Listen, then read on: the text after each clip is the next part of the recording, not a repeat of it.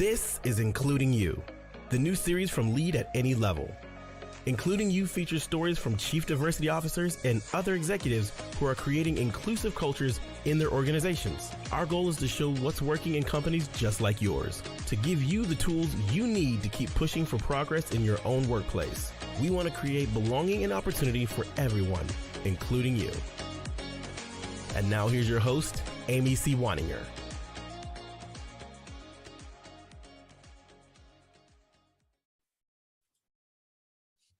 Welcome to Including You. I'm Amy C. Waninger. My guest today is Jorge Quezada. Jorge Quezada, him, is the Vice President of People and Culture for Granite Construction, one of the largest full-service general contractors, construction management firms, and construction materials producers in the U.S. The 100-year-old company employs thousands of tradespeople and professionals across the country, and Jorge is definitely paving new ground in this space. Jorge, welcome to the show. Thank you, Amy. I really appreciate the invitation to participate in your podcast. I've been a fan. I've been watching their work. And so I was really thrilled for the invitation.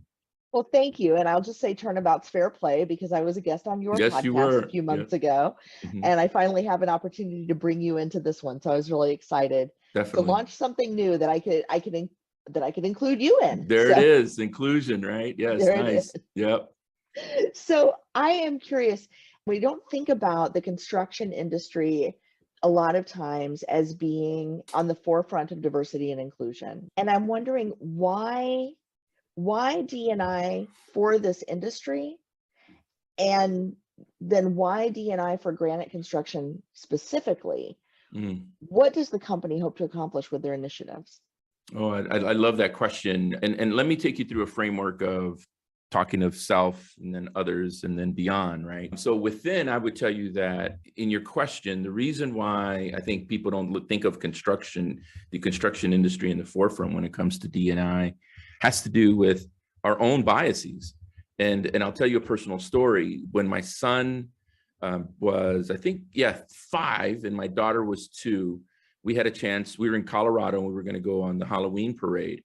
And I dressed my son as Bob the Builder very quickly and my daughter as Minnie Mouse. And I give you that story because I never thought of my daughter ever being in construction. I never had any, why would I think of that, right? Because of my own perceptions. My son very quickly, oh yeah, even the show, Bob the Builder, right? There was no women characters in the show until later that I believe Wendy the Builder came up. But anyway, so I give you that story because I think we all have grown up dads, or friends that have been in the construction industry and then been male figures. So that has left an imprint in our minds that, diversity is not a thing in the construction industry. It's only for men. But then when you come into the industry, you realize there are some amazing women, like blazing incredible trails, both in the operation side, like on roads, building things, and on the back end, in the administrative staff type roles, meaning in accounting, in the controller's department, in finance departments, and human resources. So the construction industry can't function without diversity, right? So that's the second part of it. Finally, and to answer the specifics of your question, I think from a workforce development perspective, the industry is in high demand, especially after the infrastructure bill that was passed. We as a country have decided and made the decision to, just take care of the roads, to strengthen the bridges, and to really think about what is it about infrastructure that needs improvement or that we need to build. And so there's a high demand, but the supply for talent hasn't kept up with the demand.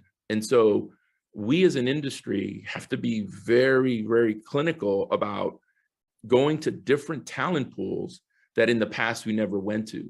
So bringing in more women, bringing in more people of color that may have not been introduced to the industry because of the traditional approaches to recruitment. And so when you bring that type of diversity in, you have to be aware of the environment now that you're creating and the conversations that you're going to be involved in, the things you need to consider. You know, for instance, if you bring in more women into the industry and your benefits are not current to the benefit structures that are available to women in other industries, you may be bringing women in and come to find out that they leave because the benefits don't support them staying. If you bring in, you know, a woman who wants to start a family and the benefits are not conducive for having a family, then she is going to look elsewhere. So that's just one example that I think is critical that we consider. So then the final thing, when you talk about Granite, you know, we're celebrating 100 years, and there's a reason why we're celebrating 100 years and why we've been a company for that long. And it's because along the way, we have seen, you know, the trends. We have noticed the things that we needed to shift to, you know, the things that we've learned how to unlearn and relearn new ways of doing things, right? So, you know, we take great pride in our safety initiatives. We take great pride in our core values. And now, and inclusion is one of our core values. You know, we really stepped back and said, in order for us to be around the next 100 years, not only are we going to have a diverse portfolio of products, right, that we provide our clients, but we're going to have a diverse workforce that we have to be able to have the right environment where people feel like they belong, that people feel like they're included, that people feel like their voices are heard, that they know that they can make a difference. So it's being intentional with the focus on having impact on our workforce. And so how do you do that in construction? Because, you know, we're hearing a lot broadly about how hard it is to manage culture when people are remote. And in a construction environment, a lot of your workforce is on a job site, right? They're not in the office, obviously, or they can build the roads and the bridges and the buildings and the things.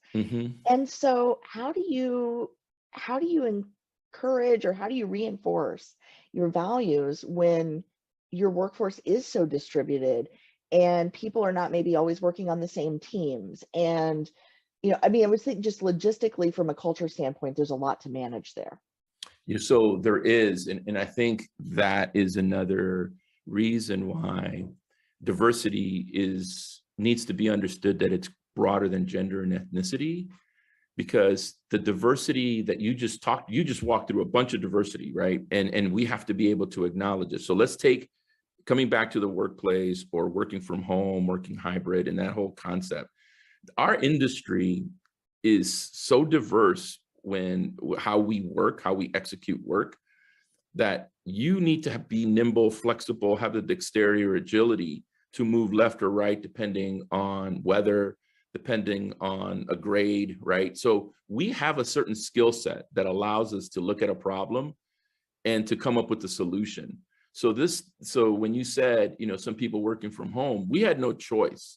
In order to keep working, we had crews on roads, right? We had crews working that we could not have them work from home, or that work was not going to get done. At the same time, we had people in offices that, because of regulations from a state or municipality or whatever, we were challenged to, you know, have them work from home. So we had this hybrid approach very quickly. Some companies did not have to deal with actual people coming into work. So all of a sudden, what we had to do is we had to take a look at, you know, and so let me like ground you on something. Like, we take great pride on our values, right? So when we talk about safety, integrity, excellence, sustainability, and inclusion, we needed to find out, if this pandemic was going to continue longer, how is it going to be sustainable working in this type of model? So we had to step back and evaluate who can work from home, who couldn't, and then work through those conversations. Now, it's in that conversation that people come up with, well, why can't I work from home? And why do they work from home? And so we've dealt with those discussions. And if we didn't have, I would tell you, the inclusive diversity practice that we have in today, I don't know if we would have been equipped to have those conversations the way they needed to happen. And I'll tell you that the last 2 years have really taught us a lot. Has taught us that, you know, workplace culture is different today than it was in 2019. And for people to say that it isn't, that we're going to make it the same, I think they're reading different books and they're not seeing the tea leaves. And so what you have to do is you have to be able to have the dexterity, agility to pivot as needed in this environment. So in your question for me, I think we have been equipped, not because, yes, because of inclusive diversity, but because just the innate nature of our work, when we're told, hey, we need to build this bridge, like the people that hired us don't know how to build it. So we know how to solve problems. And I think that that's something that the industry should take great pride in. We know how to solve some major hairy issues, right? When it comes to construction. So using the same methodology, we could step back and evaluate what things do we need to solve for here and take the same approach to get the same results, right? The success. So that's how I would answer your question. I think we need to give ourselves a little bit more credit, number one. But number two, we have to have those conversations to be able to hear different perspectives.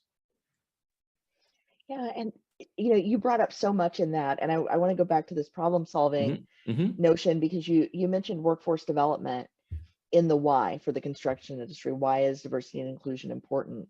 I think that a lot of industries are struggling to find qualified people. They're struggling to find that talent pipeline coming into their industries. And I know you and I have talked in the past about how the trades were overlooked for so many decades as a path to a good middle-class job, for, years, right? The dominant narrative was you have to go to college, you have to, be an engineer, you have to be, right? All of these different kind of white collar jobs was kind of the definition of success in America for a long time. And I know that there's a shortage now because of that, and probably because of some other factors as well, but largely because of that narrative, that there's been a shortage in the trades of skilled workers. There's fewer people going into apprenticeship programs, that sort of thing. Can you talk about what Granite's doing to shore up the trades as a viable career path for young people, and how you're building that workforce of the future to have that pipeline coming in? Yeah, so I think the best way of answering it is there's short-term, mid-term, and long-term type of strategies that we're thinking through. I think on the short term, what you do is you strengthen the relationships, strategic relationships you have with unions, trade associations, junior college systems, and organizations that feed, talent into a talent pipeline, right? Short term. In the middle term, what you need to do is you need to strengthen the things that have worked in the past. And that is, you have to have conversations with people at younger ages to let them know the value of career with construction. But an individual company like Granite could, with 6,000 employees, we could visit 6,000 high schools, right? Today, if we wanted to. But the reality is that there's more high schools, there's more schools, right? More great middle schools and grade schools than we are as a company. So as an industry, we're strengthening our position in the sense of convening and having other companies like work with us to do that, because this is an industry solve that we have to do. And ultimately, long-term, we have to step back and build the strategies that are necessary to build pipelines and talent pools outside of the normal partnerships that we have and the normal convening that we do as an industry, meaning that we have to consider apprenticeship programs specifically for Granite. How do we educate in the communities where we live and work? How do we expose people to jobs like ours with degrees or no degrees, and be very intentional about having an impact with that? That's like high level, short, midterm, high term, long term. The thing that I think is fascinating is that we also have to step back as an industry and realize that I don't know where the shift happened, Amy, and maybe there's some research out there that you can help me with, but there came a time when, there were schools in New York, Texas, LA, California, where we were teaching classes and people could get certified to be plumbers, to be, work into the trades.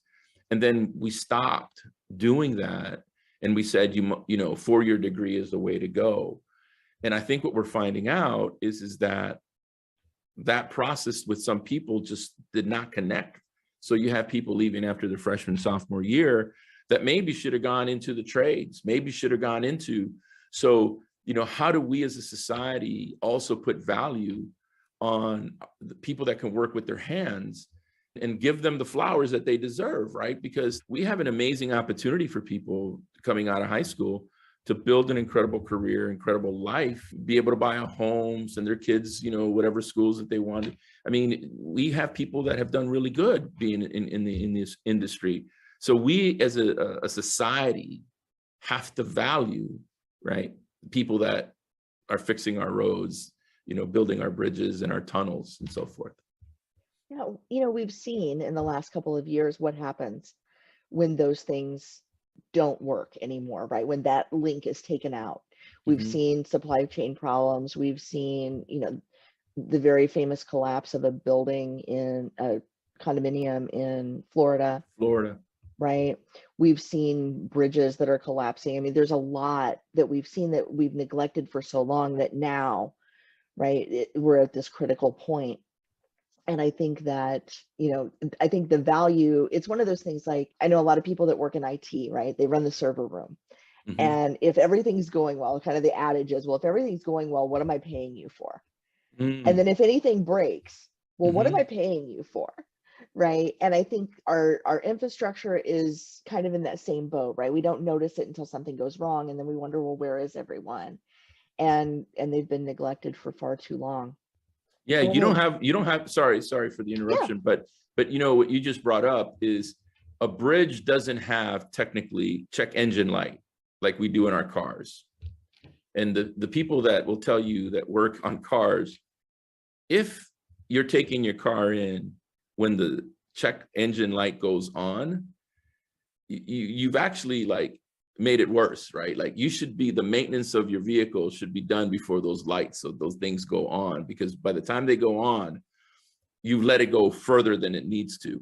And I think that's what resonates for me when you say that. Like, I think the bridge was built, let's keep going down that path.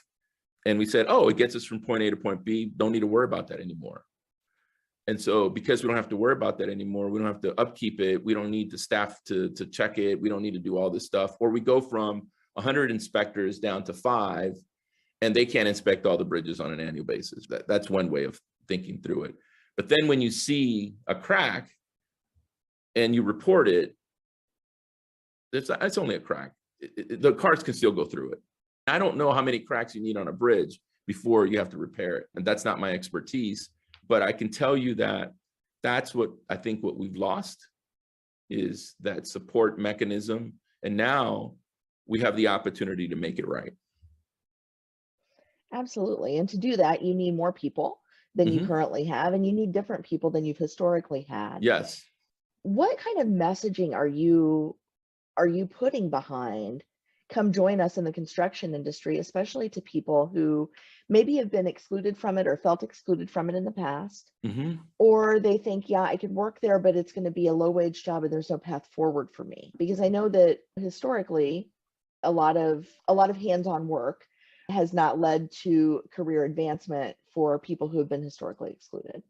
Yeah, so I really like the way you asked that question, because it goes back to an initial thought that you put out, and that is that there's not a lot of qualified people. And I would tell you that I've been in human resources for the majority of my career, and there's always qualified people. It's who you're not letting in is the issue. So let me say that again. The issue is that there's not qualified people. The issue is who you're letting in.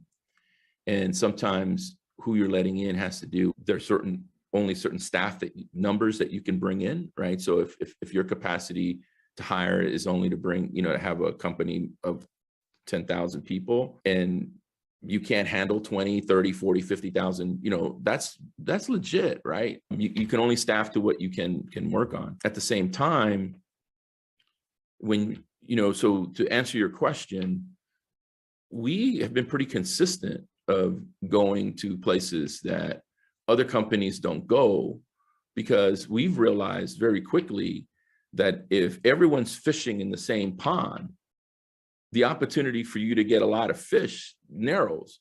So we challenge ourselves to identify new talent pools, go to different schools that traditionally we have not gone to.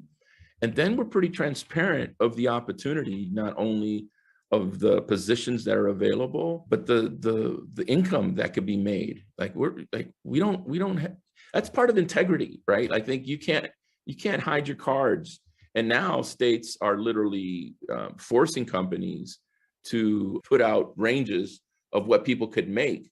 So, now what we used to be an advantage for us of this transparency, right now, it's an unequal playing field almost in certain areas.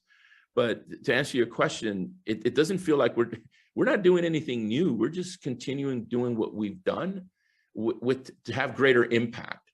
So, there are places in the country that we are not have a regional office, and that's by strategy.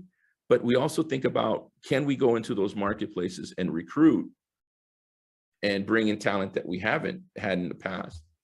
The thing that you have to be real mindful is that you can't take someone from Jackson, Mississippi, and to be very specific, drop them in Everett, Washington, if the community in, let's say, in a certain city cannot sustain a certain community. So if the social life, the social awareness is not there, the church infrastructure is not there, just issues like hair, taking care of hair. If you don't have barbers, beauty shops that can take care of a culture, then those people, you're going to bring them in, but they're going to leave. So you have to be really mindful. So I think, to build on, to answering your question, those are the things that we're considering that maybe in the past we wouldn't have noticed or understood that needed to be thought of. That is so important. And I know a friend of mine that works with the local Economic Development Commission. She lives in Iowa, and she does a lot of work around that, around how do you create a community that will not churn through the workers that the local employers bring in, right? They don't have enough folks locally because it's a pretty rural community. And so then when they bring folks in, they don't stay, because even though they've got a great job and they love their employer, the community rejects them. Think about an organ transplant. It's almost like that kind of a thing, right? You got to get the body ready, or in a transplant, to your example, because Leo Tucker at Northwestern Mutual uses a similar analogy. He says, we got to get the body ready to accept the organ, because if you don't get the body ready, the body will reject it. And sometimes the organ will reject the body too. So let's be mindful of that, right? And on a personal note, I'm here in the United States because in 1968 or so, my father won a lottery to get a green card. And it happened, our port of entry was New Orleans. And what was happening in New Orleans at the time, the service industry needed people. And so they went to Central America. And so they brought some people from Central America in, but they were going back, not a lot of Jorges in New Orleans in 1969, right? And so they realized, wait a minute, time out. We should build community for these folks that we're bringing in. So my dad was a musician, and so he was part of that building of the community. And so that's why I'm here. So, just like I said, that the industry has the ability to solve, so do we as a country. Right? We have the ability to solve. We just have to pause and really think through it. Like, what would we need? So, yeah. And nobody wants to live somewhere that they don't feel safe. Nobody wants to live somewhere where they have to drive, hours to get the products that they need, or the foods that they need that are culturally appropriate, or a church where they feel like they belong. And so it absolutely makes sense to me that employers would want to be mindful of that, so they're not paying relocation costs and then and training people and then losing them because of the community. Well, and that's what gets lost when we're very intentional in our practice, right? When we say, well, that's a privilege that a person has in a certain city, not to be thinking about that stuff, right? And then all of a sudden the word privilege takes a whole different meaning to people, right? Because you could be in a community that you haven't grown up with the silver spoon in your mouth, that you had to work really hard. And if you identify the word privilege that way, you don't get to see, you're looking at things, but you don't see the issue that we're talking about right here, right? So someone's privilege of not having to worry about having curly hair, right? That the only way that you think about curly hair is if you actually go get a perm, right? Or there's certain products that certain communities need or thrive with that you may not think about it, but that is also the thing that when we mean privilege, the thing that you don't think about, right?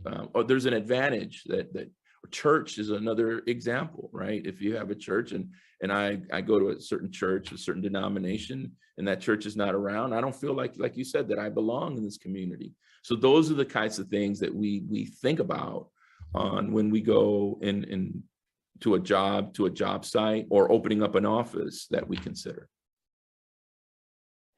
Jorge, this has been such an amazing conversation, and I think you've given us a lot of insights into what Granite's doing and how the construction industry is responding to some of these, number one, market pressures, but also talent pressures in terms of diversity and inclusion. Is there anything else you'd like to share with our viewers and our listeners about what it is that you're doing that you feel like is really working, that's really making a difference? I pause because I think there's a lot to synthesize, but but knowing that we only have a couple minutes to close, I would tell you that I feel like my job is to create clarity when we think about diversity, equity, and inclusion. My job, like what we're doing at Granite, is really being intentional about strengthening our talent pipeline and developing our talent with the focus on women and people of color. And then ultimately, I think the third thing that I would say to you is that we're building the capability of people, not just leaders, our entire workforce, to be able to notice, to understand, and to act when it comes to difference and similarity. When you can build that capability throughout the organization, just the sheer momentum of an organization, like 7,000 people, all thinking about noticing, understanding, and acting on it, is powerful. I think I really am proud of our company because we've realized that it's not just Jorge Quezada, it's not just the inclusive diversity team, it's not just the CEO and its leaders, right? Because there's more people than we have leaders. So when we can get 7,000 people moving forward of noticing, understanding, and acting, game changer. That's incredible. So what's left to do? What haven't you accomplished that you plan to do next? Developing the consistency. I think that, when you have strategy, when you can build a strategy, operationalize it, and execute it, it can't just be one day that you do that, right? You build a strategy to last 3 to 5 years, let's say. You operationalize it, it's functional, it's in your systems. It's the consistency of the habits that you have to have. Can you give the quietest person in the room a voice? Can you, have the person who feels most different feel like they belong? And regardless of tenure, can you have someone feel that they're contributing? That if you can do that on a daily basis and create the interaction safety. And I just read a book by Judy Katz and Frederick Miller. And instead of psychological safety, they talk about interaction safety, right? If we can be consistent in our habits around our interactions, and how do I make you feel and understand that you belong, another game changer. That's fantastic. I can't wait to hear about that and how it's going.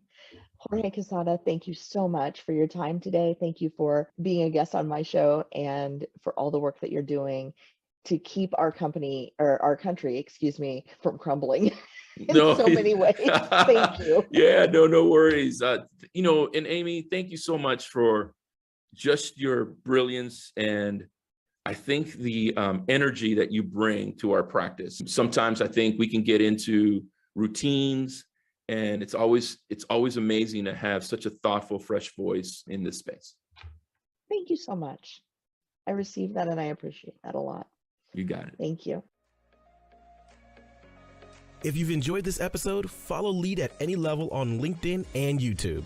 Then join us for Including You video simulcast every Thursday at noon Eastern. Including You can also be enjoyed each week as part of the Living Corporate audio podcast series, available on all major podcast platforms. Learn more at living-corporate.com. Including You is brought to you in part by Lead at Any Level, a boutique training and consulting firm improving employee engagement and retention for companies that promote from within. Lead at Any Level. Leaders can be anywhere and should be everywhere. Learn more at leadatanylevel.com. Lead at Any Level and its logo are registered trademarks of Lead at Any Level LLC. The views and opinions of guests on our show do not necessarily reflect the positions of Lead at Any Level, Living Corporate, or the sponsors of Including You. That's it for this week's episode of Including You. Join me next week when my guest will be Jen Mahone-Reitler from Epsilon Data Marketing.